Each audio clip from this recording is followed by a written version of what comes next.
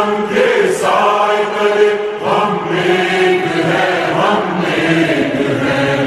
इस पर चमके साइकिल, हम एक हैं, हम एक। 14 अगस्त पाकिस्तान जी आज़ादी जे पुरमुसरत मौके ते अहले वतन के आज़ादी जूं लख लख मुबारकूं पेश कयूं था। पारां दुर मोहम्मद तुमरानी, चेयरमैन टाउन कमेटी कुंभ। हम एक हैं, हम एक।